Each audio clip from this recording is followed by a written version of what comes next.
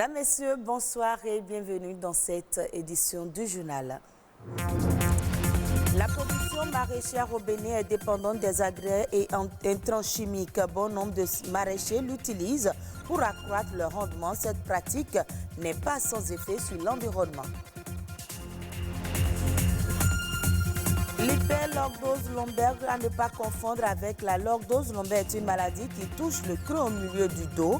Elle résulte souvent de certaines de nos postures.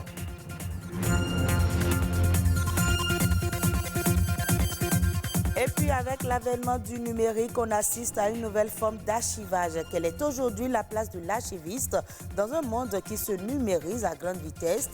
Un spécialiste nous éclaire.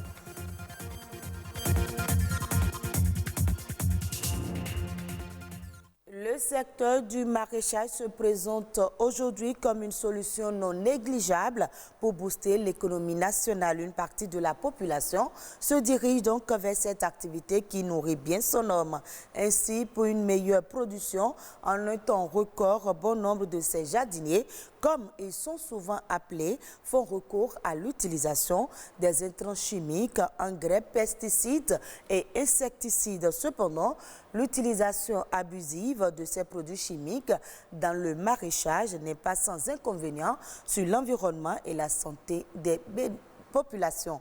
Daniel Sousa pour plus de précision. Stanislas est un maraîcher depuis des années. Pour de meilleurs rendements agricoles, il fait recours aux engrais chimiques dans le but d'améliorer la quantité et la qualité de ses cultures, conscient pourtant des effets secondaires de ces intrants chimiques. Une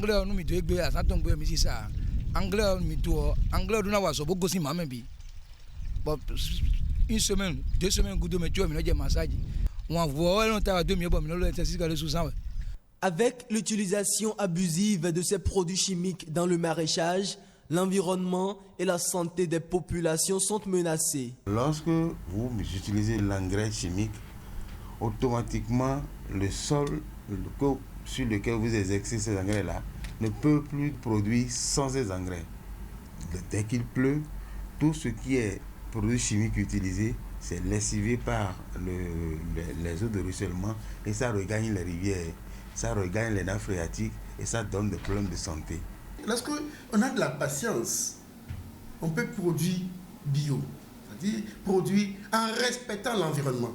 Quand vous vivez dans un environnement pollué, vous avez un esprit pollué et vous réagissez comme une pollution.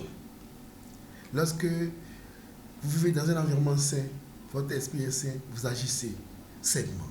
Pour mettre un terme à ces désagréments et participer à un environnement sain, la Fédération nationale des organisations de maraîchers du Bénin mène des actions de sensibilisation.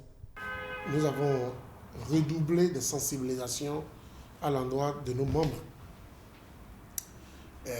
pour qu'ils aient recours aux produits homologués, ce qui n'était pas le cas.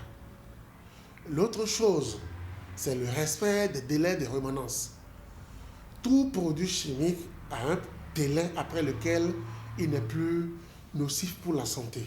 Tout dernièrement, la FENOMA a mis en place des brigades de surveillance phytosanitaire.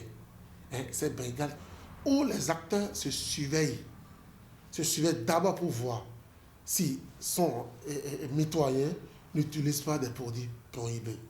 Le surveille pour voir s'il respecte les délais de rémanence avant de mettre en marché sa production.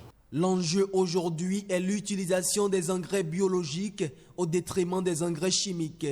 Toutes choses qui faciliteront l'obtention de produits maraîchers sains en vue du bien-être des consommateurs. Je l'annonçais dans les titres, la lordose lombaire n'est pas une maladie comme certains le pensent. Elle est plutôt une partie indispensable au squelette de tout être humain. Quand des anomalies surviennent, on parle alors d'hyperlordose lombaire. Elle résulte souvent de nos différentes postures, de la grossesse, des chaussures que nous portons et parfois des sacs à dos très chargés ou inappropriés. Le mal n'épargne pas les enfants, mais dans certains cas, il peut être traité. Reportage François Issou, Marianne Bossemedi. Le squelette humain est composé entre autres de la colonne vertébrale et de la lordose lombaire. Cette partie du corps, pourtant considérée à tort comme une maladie, est essentielle pour tout être humain. La lordose lombaire, c'est la courbure de la colonne vertébrale qui donne une concavité postérieure au niveau de la zone lombaire, au niveau du rachis lombaire. C'est-à-dire le creux que nous voyons immédiatement après les fesses. On a besoin de cette lordose pour avoir une bonne résistance au niveau de la colonne vertébrale. Lorsque nous avons des creux qui vont dépasser 5,5 cm actuellement au Bénin, on peut parler donc d'une lordose qui dépasse déjà notre norme. Il faut donc parler d'hyperlordose lombaire en cas de maladie. La pathologie peut être congénitale ou non. Toutefois, certaines habitudes telles que le port de chaussures à talons peuvent constituer des facteurs de risque. Et lorsque vous travaillez tout le temps dans une position qui crée votre lordose, c'est-à-dire une position de dos creux, vous pouvez augmenter à la longue votre lordose lombaire. Chez les dames, le port de grossesse, le port de sac à dos par exemple, quand c'est trop lourd, vous allez aussi augmenter la colonne lombaire. Chez les apprenants, le port de sac à dos inadapté prépare à une hyperlordose lombaire.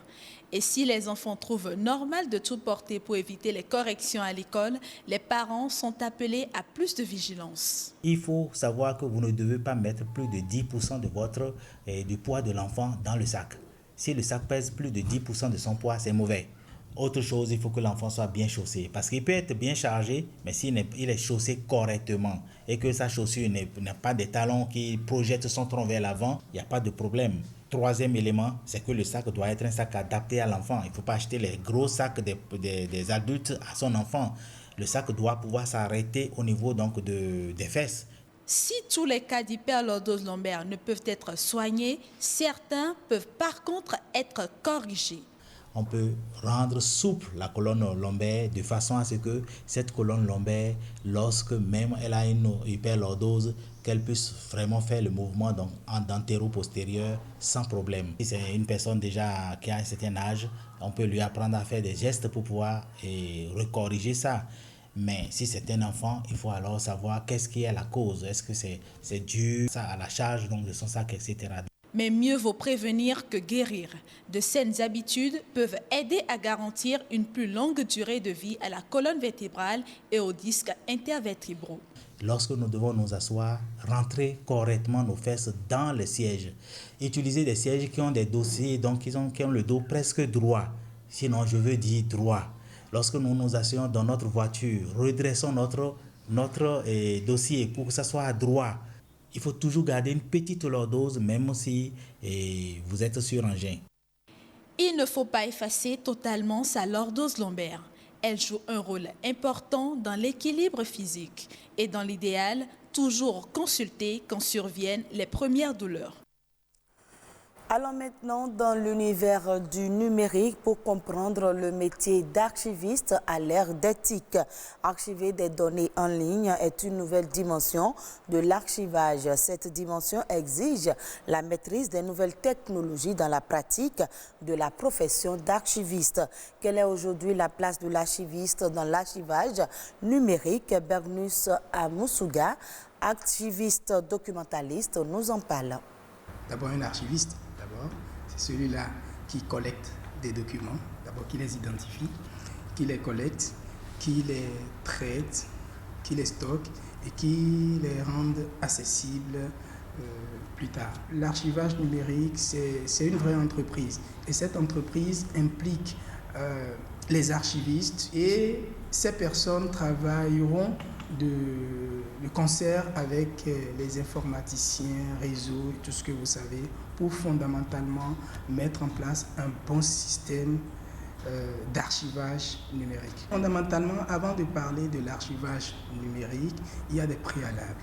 Et ces préalables-là commencent par une étude d'abord de faisabilité. Et cette étude nous permet d'avoir un certain nombre d'éléments pour organiser physiquement les documents. C'est dès lors qu'on a ces outils de gestion, qu'on a même le personnel à utiliser, les moyens matériels et financiers à mettre en place, qu'on peut passer à l'organisation physique. C'est quand on a fini ces étapes, maintenant, qu'on parlera de l'organisation de l'archivage électronique. Mais cet archivage se fait de deux manières. Vous avez les documents physiques qui sont dématérialisés et il y a également les documents qui sont nativement numériques.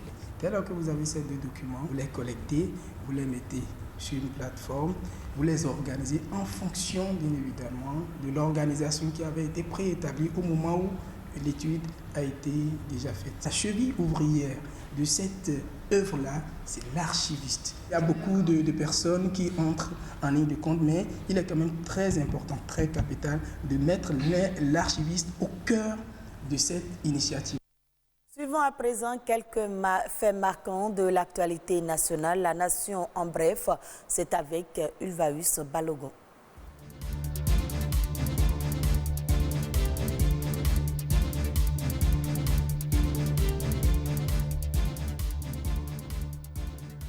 Le Bénin compte désormais 43 points numériques communautaires. Financés par l'ABSUCEP, les points numériques communautaires permettent aux populations d'avoir accès à moindre coût à l'Internet haut débit, aux ressources et contenus numériques et aux formations. Toutes choses qui participent à transformer le Bénin en la plateforme de services numériques de l'Afrique de l'Ouest pour l'accélération de la croissance et l'inclusion sociale d'ici 2021. Les points numériques communautaires sont équipés d'un cybercentre, d'une connexion Wi-Fi de très bonne qualité, des équipements de transmission, de multiplexage, de commutation et de raccordement par la boucle locale radio de la fibre optique. Les prix des produits de première nécessité ont baissé de 104,4 points contre 104,9 points au cours du mois de novembre, selon l'indice harmonisé des prix à la consommation rendu public par l'Institut national de la statistique et de l'analyse économique. Le repli observé résulte essentiellement de la diminution des prix des fonctions telles que les produits alimentaires et boissons non alcoolisées et le logement, l'eau, le gaz, l'électricité et autres combustibles. La plus grande disponibilité des produits issus de la pêche liés à la saison des pluies, la nouvelle saison de l'igname fraîche, du manioc frais et du plantain, la disponibilité sur le marché des produits sous-groupes légumes frais en fruits ou racines sont entre autres les raisons de cette baisse observée. 1498 candidats, dont 1449 non professionnels et 49 professionnels, ont pris part samedi 12 décembre dernier au concours de recrutement de 100 auditeurs de justice au profit du ministère de la Justice et de la Législation. Selon le ministre de la Justice, ce concours de recrutement a non seulement pour but de renouveler et de rajeunir les effectifs déjà existants, mais aussi de combler le vide qu'induit la nécessité d'étendre la carte judiciaire du Bénin par la mise en service des juridictions de fond et l'installation prochaine de la Cour des comptes.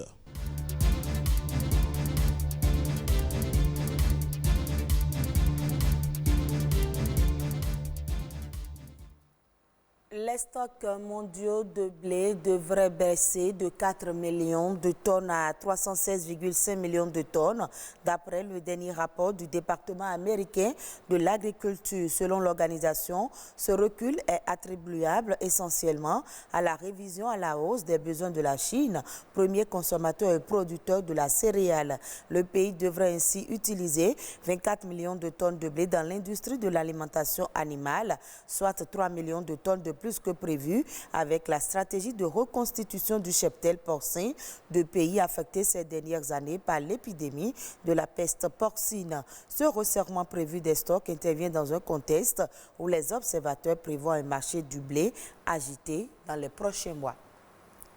Retrouvez ce journal sur le www.ortb.bj. Merci à vous de nous avoir suivis. Très bonne suite de nos programmes.